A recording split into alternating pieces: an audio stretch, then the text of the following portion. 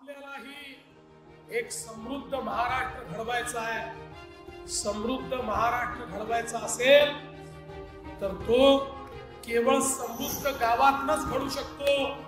जोपर्यंत गाव, गरीब, किसान, मजदूर यांचा विकास होणार नाही तोपर्यंत समृद्ध महाराष्ट्र घडू शकणार नाही।